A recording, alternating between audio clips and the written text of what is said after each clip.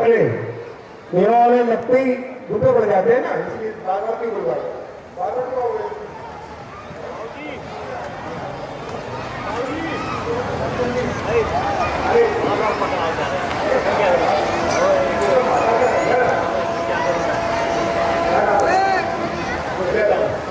ये गुप्तदान है भैया, जल्दी ले आओ। देखिए इधर से कोई नहीं आ रहा है। कल पिछली बार घर तक भाग के गए थे, रात को 2 बजे पहुंचे। भाई तो कन्यादान ले लो, भाई तो कन्यादान का समय खत्म हो गया, इतना टाइम नहीं होता हमारे पास। जल्दी से कन्यादान जल्दी से जल्दी लेके आ जाए, सिर्फ 2 मिनट बचे है। माँ जगत जननी का कन्यादान है भैया, ये दोनों समझी का है, दशरथ जी का है। बोलो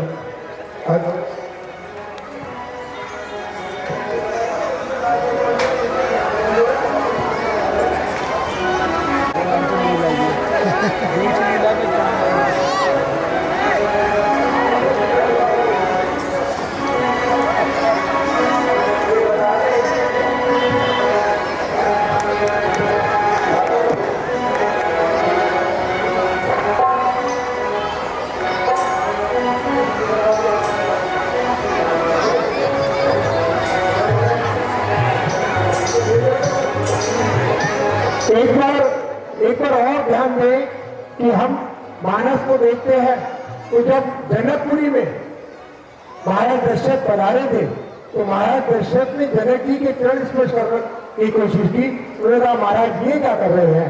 उसने कहा मैं तो आज भिक्षु हूँ, तुम्हारे पास वो ही बड़ा होता है, वही छोटा होता है, जो देता है वो बड़ा है।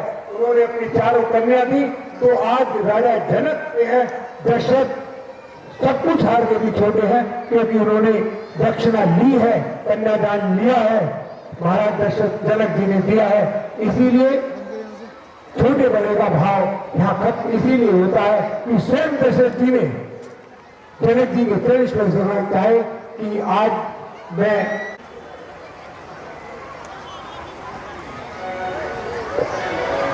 भैया हमारे मंत्रिमंडल में कुछ नाम है, मैं यहां से बोलूंगा नहीं, कल सुबह तिगने लूंगा, ध्यान रखना, पहले ही अनाउंस कर रहा हूं।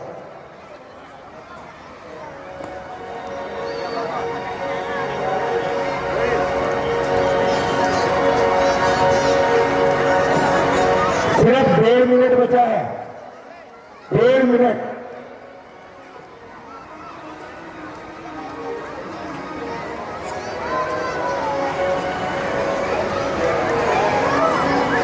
जी और पूर्व सुरक्षा मंत्री जो आज भी दायित्व सुरक्षा मंत्री का संभाल रहे, जिनकी हम सुरक्षा में यहां बैठे हैं,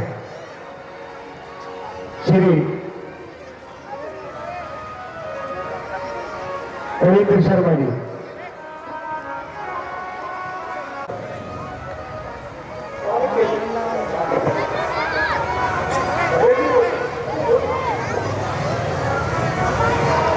आइए मंच पे आए, हमारे अतिथि है, कल भी इन्होंने हनुमान जी का बहुत ही सुंदर भजन सुनाया था। श्री रामला कमेटी उनका हार्दिक स्वागत करती है।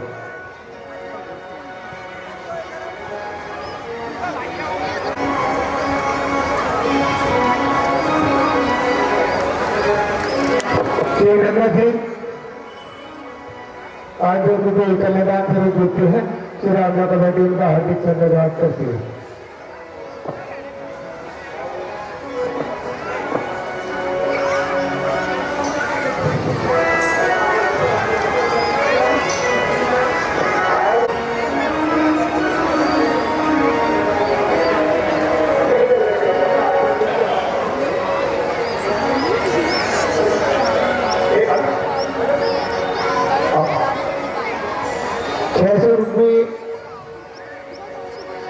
₹601 कन्यादान श्री गुप्तदान जी गुप्तदान दिया है इन्होंने, और सबसे बड़ा दान है, महादान है। ₹600 कन्यादान के रूप देते हैं। श्री रामला कमेटी उनका हार्दिक धन्यवाद करती है। भजन सुनाएंगे, कृपया भजन सुने और उसके तुरंत बाद कन्यादान समाप्त, आगे की लीला होगी। सभी जनता जो यहाँ पे आज उपस्थित है और जो श्री राम जी की आज लीला देख रहे हैं, सभी को बहुत बहुत धन्यवाद। आप इस बधाई के पात्र हैं और मैं श्री रामलीला कमेटी का धन्यवाद देना चाहता हूँ जो मुझे इस मंच पर बुलाकर इतना सम्मानित किया और मुझे भजन गाने का मौका दिया जा रहा है। आप सभी के लिए एक गाना है जो भजन है हमारे श्री राम जी का, मेरे घर राम आए हैं। कृपया बस ध्यान लगा के भक्ति में माहौल में एक बार हो जाए सब।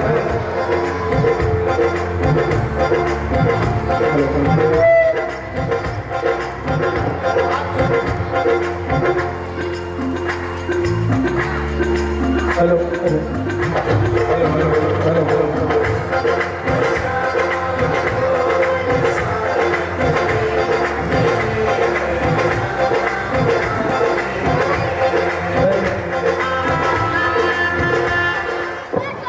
हेलो हेलो हेलो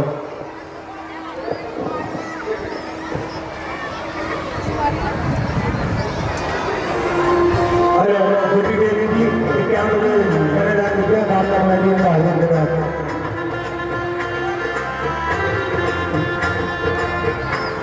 मेरी चौखट पे चल के आज चारों धाम आए हैं, बजाओ ढोल स्वागत में मेरे घर राम आए।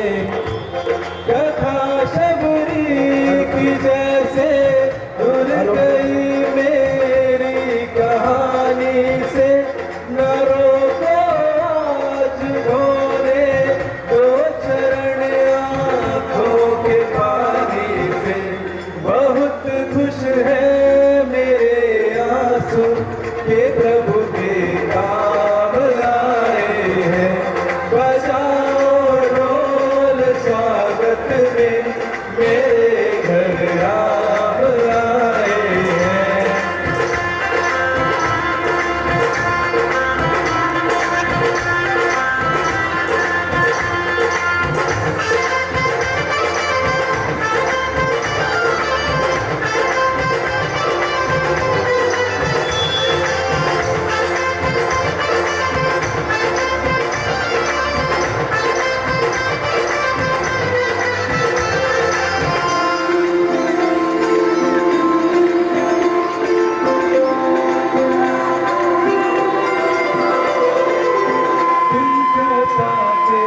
क्या पाया है सृष्टि के कण कण से पूछो, तुमको खोने का दुख क्या है कौशल्या के मन से पूछो। द्वार मेरे ये भागे आज इनके भाग जागे। बड़ी लंबी इंतजारी हुई रघुवर तुम्हारी जब आई है सवारी।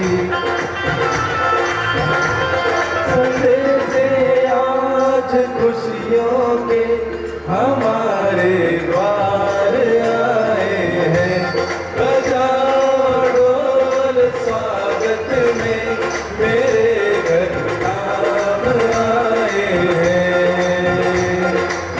सबका के अवतार धन्य हुए हैं नैन पुजारी, जीवन मैया उन्हें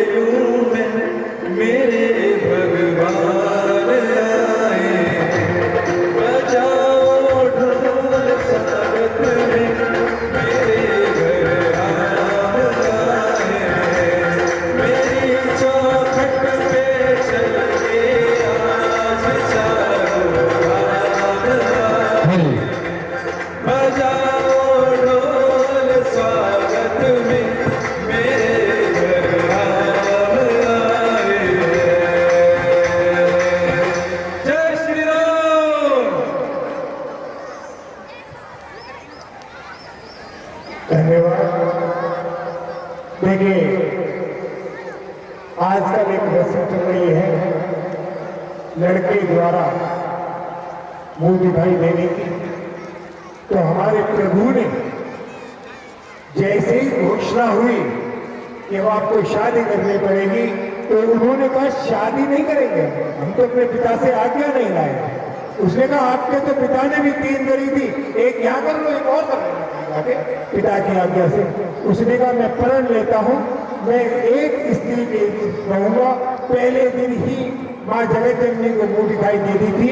जिनके पिता ने 3 करी हो, उन्होंने पहले दिन ही अपनी शपथ ले ली कि मैं तो एक स्त्री के साथ ही अपना विवाह करूंगा। यही लीला आपके सामने है कि जभी से चल रहा है, हमारी संस्कृति पलटने लगी और भगवान राम ने संस्कृति पलटी। पहले राजा कैकेयी शादी कर लेते थे, अब उन्होंने प्रण लिया कि मैं तो एक स्त्री के लिए रहूंगा, और वो उन्होंने पंचवटी में दिखाया। रावण की बहन चंद्रलेखा बहुत खूबसूरत थी। उन्होंने आके स्वयं प्रस्ताव रखा, तुम सम पुरुष महु सम नारी, तुमसे खूबसूरत पुरुष नहीं है और मुझसे नारी नहीं है। तब उसके नाम प्राण काट लिए गए। ये हमारी संस्कृति है, ये हमारे श्री राम का उपदेश है, ये एक मंत्रणा है कि हमें एक स्त्री के समान अपना व्यवहार रखना चाहिए। यही लीला आपके सामने थी, ये लीला आगे बढ़ रही है। अब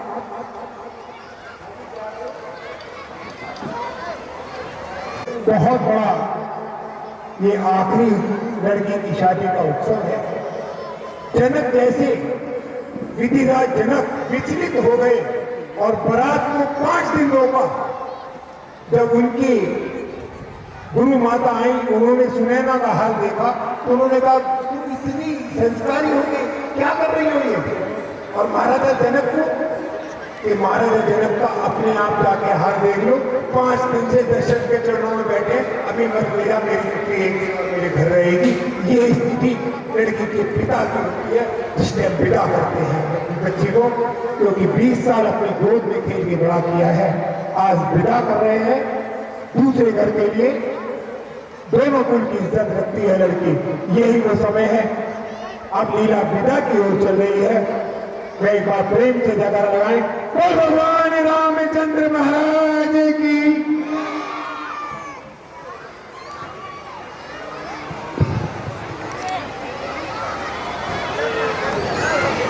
महाराज विदेहराज, विवाह के सारे कार्य परमात्मा की कृपा से संपन्न हुए और वैसे आपके बारे में और आपकी मिथिला के बारे में तो क्या कहा जाए, जहां तक कहा जाए वो भी कम है। मिथिला आपकी कोई साधारण नगरी नहीं है। आपके बारे में, आपकी प्रजा के बारे में, समस्त नर नारी के बारे में कहते हैं, पूर्ण नर नार सुभग सुच संता, धर्मशील ज्ञानी गुणवंता। इस मिथिला में रहने वाले हर पुरुष और नारी ज्ञानी है, गुणवान है, संत है। आज दशरथ भी अपने आप को बड़ा सौभाग्यशाली समझता है कि ऐसे अष्टांग योगी आप और ऐसे ज्ञानियों की नगरी में हमारा एक संबंध जुड़ा है। हमारा आज संबंध जुड़ा है, तो आपने जो हमारा सम्मान किया और स्वागत किया, यह तो सब सदैव याद रखेगा, इस बात को कभी नहीं भूलने पाएगा महाराज। और अब संपन्न हुए सर काम, विदाई की तैयारियां अवश्य महाराज, मैंने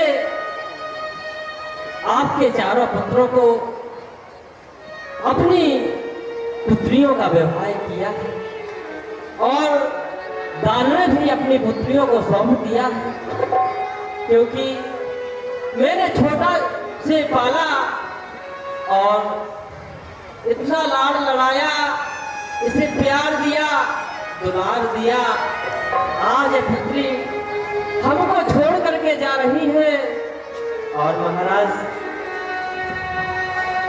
इन पर दया करना और आज से आप ही पुत्र वधू समझो या पुत्री समझो, मैं आपसे यही विनय कह रहा हूं कि आज से आप ही इनके पिता तुल्य हैं और आप ही सब कुछ है। आज मैं अपनी पुत्रियों की विदा कर रहा हूं, आपको सौंप रहा हूं। पृथ्वीराज, मैं जानता हूं एक पिता के लिए अपनी पुत्र या पुत्री सर्वस्व हुआ करता है, और आज आपने मुझे अपना सर्वस्व सौंप दिया है।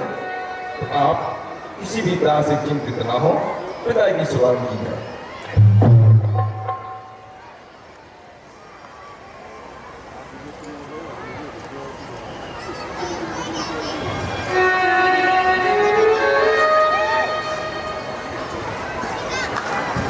महारानी सुनैना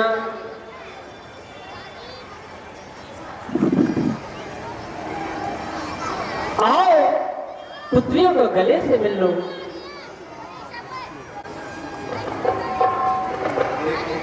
देखिए, जब एक पिता अपनी पुत्री का हाथ अपने दामाद के हाथ में सौंपता है, अपने सब्जी को देता है, तब उसकी आत्मा की पुकार कहती है, उस माँ की आत्मा कहती है। महाराज जनक महाराज दशरथ जी से कहते हैं, महाराज दशरथ, और प्यारी बिटिया के कर दे पीरे हाथ, तुम्हारे लाने सौंपे गई। प्यारी बिटिया के कर दे पीरे हाथ, तुम्हारे लाने सौंपे गए। प्यारी बिटिया के कर दे पीरे हाथ, तुम्हारे लाने सौंप गए। प्यारी बिटिया के कर दे पीरे हाथ, तुम्हारे लाने सौंप गई। प्यारी बिटिया के कर दे पीरे हाथ, तुम्हारे लाने सौंप गई। और कहा महाराज, और प्राण तरिया तुमसे भी, और गलती जो हमसे भी, करियो क्षमा का सबसे दे गई।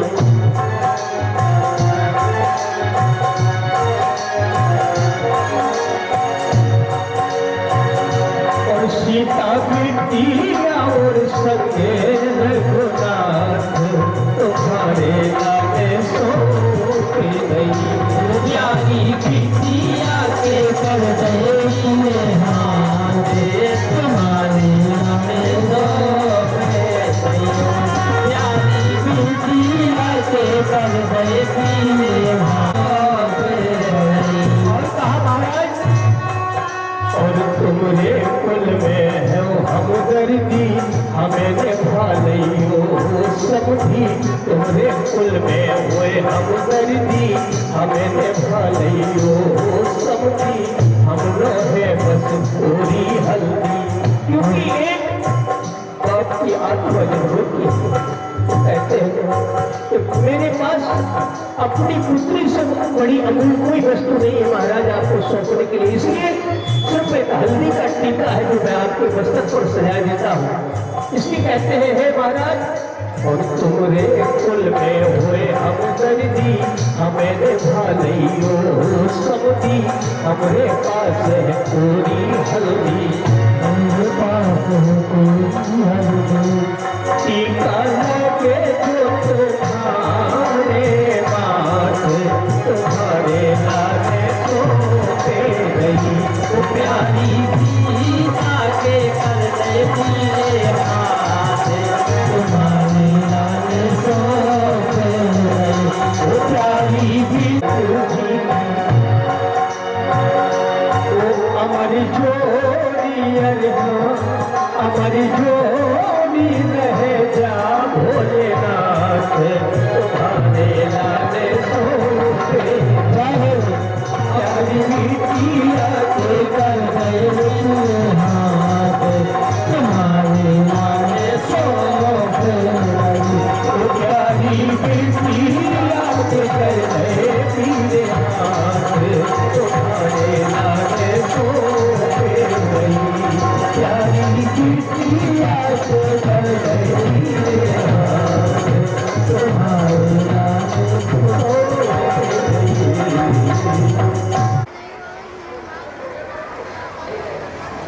हेलो, बड़ा सौभाग्य है हमारा DCP north east Shri Sandeep Lama ji हमारे बीच आए हैं। हम उनका बहुत बहुत स्वागत करते हैं। ऐसे ऐसे अतिथि हमें हमको प्रसन्नता होती है।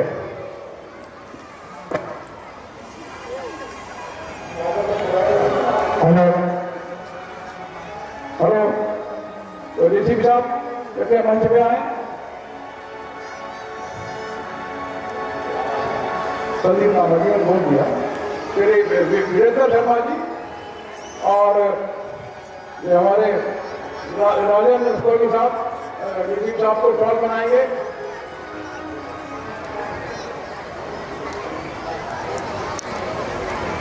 और जाइए आप